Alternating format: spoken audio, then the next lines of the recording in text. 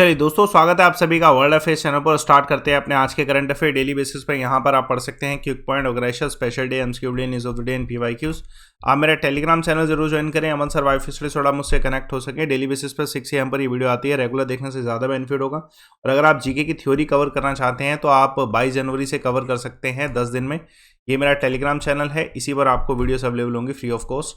पहला क्वेश्चन आप सभी के सामने, इंडियन वुमेन है जो कि बेस्ट नेशनल ड्रेस अवार्ड जीती हैं मिस वर्ल्ड 2022 कंटेस्ट में, तो ये अवार्ड किन्हें मिला है? नवदीप कौर जी को मिला है। ये नवदीप कौर जी उड़ीसा से बिलोंग करती हैं। उड़ीसा का एक शहर है कंसबहाल, उड़ीसा के नियर बाय जो रुड़कीला सिटी है, स्टील सिटी, वहाँ उसके नियर बाय है, इसी से बिलोंग करते हैं। और इनके जो पूरे ड्रेस डिज़ाइन किया गया था वो एगी जैस्मिन के द्वारा डिज़ाइन किया गया था। और ये पूरा ड्रेस इंस्पायर्ड है कुंडलानी चक्रा से, जो कि इंडिया से ही रिलेट करता है। और डेफिनेटली इसमें कुछ खासियत थी। एग्जाम्पल 50,000 डायमंड जो है इसमें जो है रहन स्टोन डायमंड्स लगे हुए थे। उसके अलावा कोरियन फैब्रिक बना हुआ था, तो यूनिक था जिस वजह से ये जीती हैं। सेकंड क्वेश्चन देखिए, कौन सी स्टेट गवर्नमेंट है जिसने हाल फिलहाल में अनाउंस किया कि 75% ऑफ जॉब जो है लोकल रेजिडेंट्स के लिए होंगी प्राइवेट सेक्टर में? तो हरियाणा सरकार के द्वारा दुष्यंत चौटाला जी, उनके द्वारा ये अनाउंस किया गया है डेफिनेटली कि 75% रिजर्वेशन प्राइवेट सेक्टर में जो है स्टेट के ही होंगे। और डेफिनेटली इनको द्वारा एक और इनोग्रेशन किया है इन्होंने, एक newly constructed employ residence launch है जो कि 1.5 करोड़ की लागत से बना था, उसे भी इनोग्रेट किया है। उसके अलावा Haryana state employment of local candidate rule 2021 के तहत स्टेट गवर्नमेंट ने ये भी मैंडेटरी किया है प्राइवेट एम्प्लॉयर्स के लिए कि वो अपनी इस रिपोर्ट को, जो 75% रूल को फॉलो करना है उसको, ठीक है, स्टेट को बार बार रिपोर्ट ज़रूर करेंगे। और डेफिनेटली एक और क्वेश्चन देखिए इंपॉर्टेंट है, आप सभी जानते हो शैलिन फोर्ड जो हैं इनको मिस वर्ल्ड 2022 घोषित किया गया है। तो ये कितनी इनकी आयु है? तो क्वेश्चन आ सकता है 37 ईयर ओल्ड। इसके बारे में जान लेते हैं। पहली बात तो ये मिस अमेरिका भी रह चुकी हैं और अब ये मिस जो है वर्ल्ड हैं 2022। रिसेंटली अभी ब्यूटी पिगमेंट जो हुआ है, और ये जो फाइनल हुआ था इसका ब्यूटी पिगमेंट का, वो नेवाडा में हुआ था, लास वेगास में, तो इन्हीं की कंट्री में डेफिनेटली। और दूसरा इंपॉर्टेंट ये है कि इन्होंने 57 कंटेस्टेंट को इस बार ही हराया है। इंपॉर्टेंट क्वेश्चन है। और इनका जो स्पेसिफिक लोकेशन पूछा आ सकता है अमेरिका में, तो ये ग्रेवलिन ओहियो हैं, वहाँ से बिलोंग करती हैं, और है ना। और इनसे पहले जो 2020 में कैट स्कैंडल थे उनके द्वारा इन्हें क्राउन किया गया। इंपॉर्टेंट क्वेश्चन है, पूछा जा सकता है।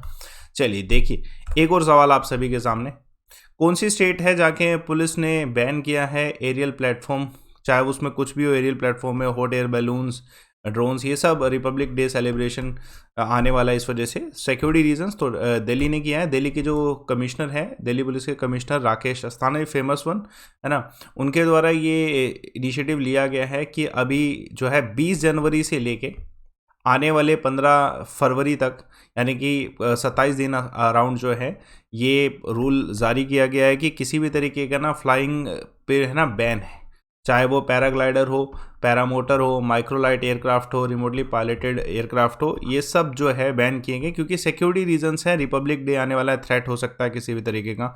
और ये भी कहा गया है कि अगर कोई इस रूल का उल्लंघन करता है तो आईपीसी सेक्शन 188 के तहत जो है उन्हें बुक भी किया जाएगा अगर कोई इस रूल का, ठीक है, उल्लंघन करता है। सभी पुलिस स्टेशन और हर एक जगह म्यूनसिपल कॉर्पोरेशन सभी को ये जो है हिदायत दी गई है।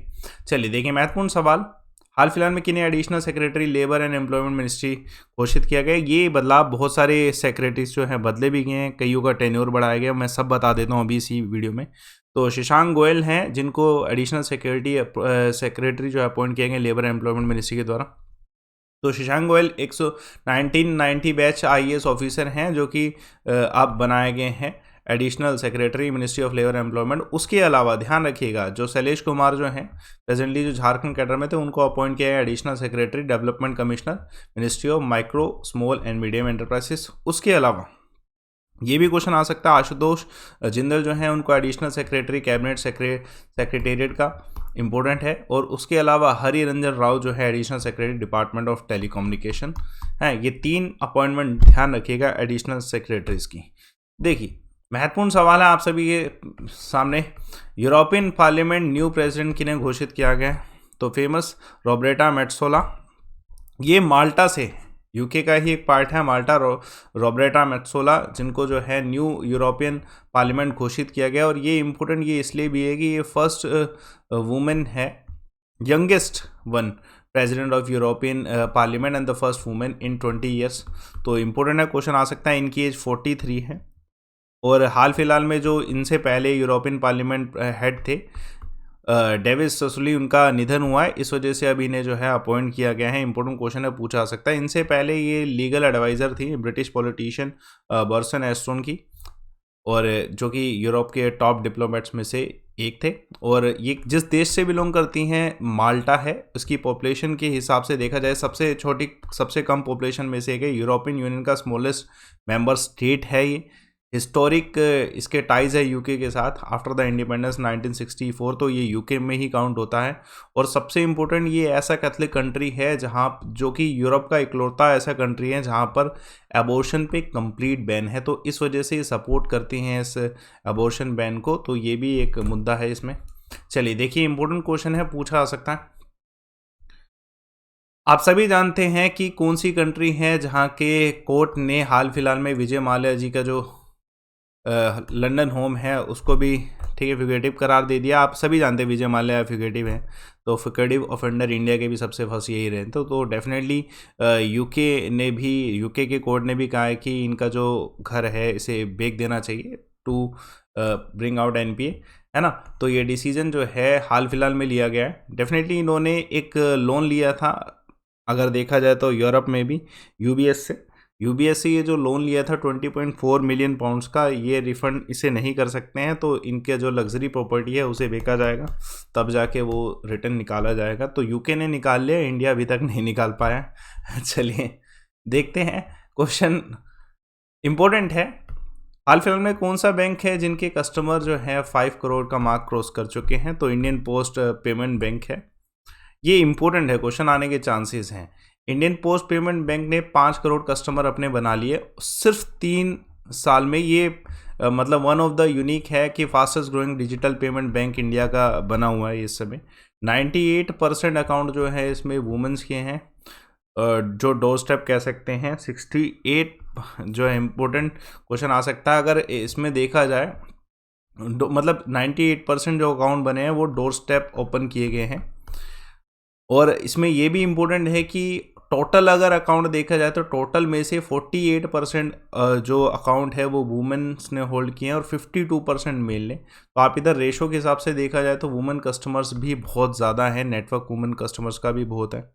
और उसके अलावा ये भी देखा जाए कि जो 5 करोड़ अकाउंट है उसमें से डिजिटल एंड पेपरलेस मोड में 1.36 लाख पोस्ट ऑफिस जो अवेलेबल है इंडिया में, उनमें से 1.5 लाख 1.2 लाख के अराउंड रूरल एरिया में है और 1.47 जो है अर्बन एरिया के नियर बाय जो डोर स्टेप सर्विसेज प्रोवाइड करा रहे हैं। और जो इंडियन पोस्ट पेमेंट बैंक है उनसे यूथ भी बहुत ज़्यादा जुड़े हुए हैं। कैसे कि 41% जो अकाउंट होल्डर हैं वो 18 से 35 की एज में आते हैं, डिजिटल बैंकिंग सर्विसेज जो इंडियन पोस्ट पेमेंट बैंक से ले रहे हैं। तो ये एक अचीवमेंट है इंडियन पोस्ट पेमेंट बैंक की।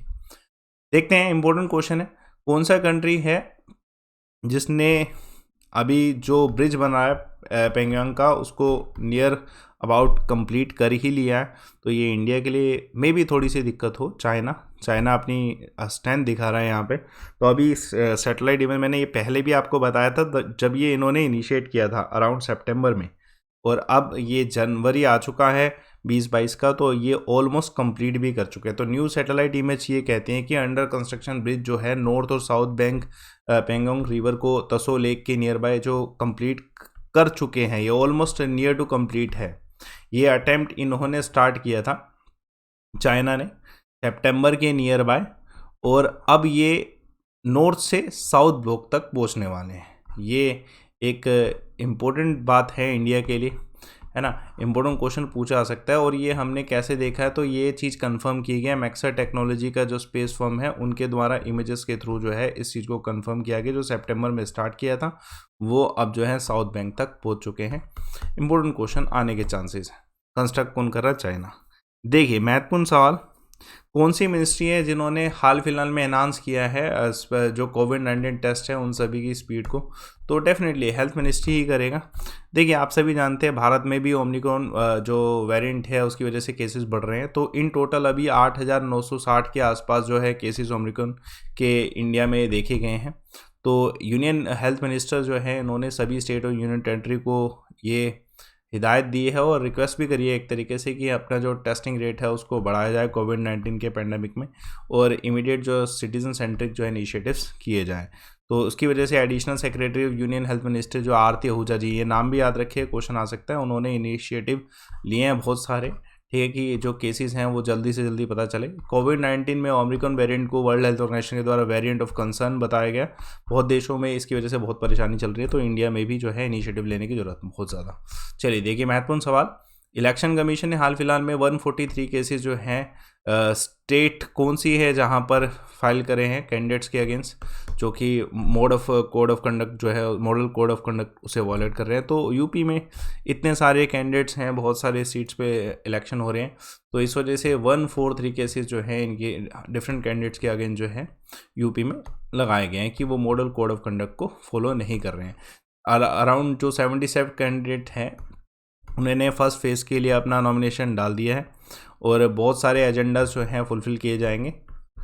और अभी सेकंड फेज़ के भी जो कैंडिडेट हैं अभी सिर्फ 2 ही आए हैं, तो अभी मतलब फर्स्ट फेज़ में ही चल रहा है, तो ये सब हमें फैक्ट जो है पता होना चाहिए। क्योंकि पॉइंट देखिए इंपॉर्टेंट क्वेश्चन है, पूछा सकता है कौन सा पेमेंट बैंक है जो कि largest and the fastest growing UPI beneficiary bank है इंडिया का। तो पेमेंट बैंक जो है वो पेटीएम पेमेंट बैंक है। कौन से पीएसयू के डायरेक्टर हैं जिनको हाल फिलहाल में सीबीआई ने ब्राइबरी केस में अरेस्ट किया है, तो गेल। हाल फिलहाल में कौन से ऐसे व्यक्ति हैं जिन्होंने जो World Economic Forum Davos agenda summit है वहाँ पर इंडिया के लिए कहा कि इंडिया में इन्वेस्टमेंट करना ये बेस्ट टाइम है। तो नरेंद्र मोदी जी ऑब्वियसली इंडिया में प्राइम मिनिस्टर ही रिप्रेजेंट कर रहे हैं। टेलीग्राम चैनल ज्वाइन करें आप, अमन सर वाईफाई से थोड़ा मुझसे कनेक्ट हो सकें। आप रिपोर्ट एंड विन ऑप्शन को यूटिलाइज़ करें। 6 AM पर डेली वीडियो आ रही है, तो आप इसे रेगुलर देखेंगे, ज़्यादा बेनिफिट होगा। कोर्सेस आप ज़रूर ज्वाइन करें, लिंक आपको डिस्क्रिप्शन बॉक्स में दे रखें। अगर आप एक कोर्स ज्वाइन करते हैं, चाहे किसी भी एग्जाम में आप ज्वाइन करें, सब्सक्रिप्शन लेते समय एक कोड लगाएं जिससे आपकी फ़ीस डेफिनेटली कम हो, क्योंकि अगर आपकी फ़ीस कम होगी तो आपको बेनिफिट होगा। सारे टीचर्स सब कुछ, सारे सब्जेक्ट्स सब कुछ आपको इसी कोड पे अवेलेबल होंगे।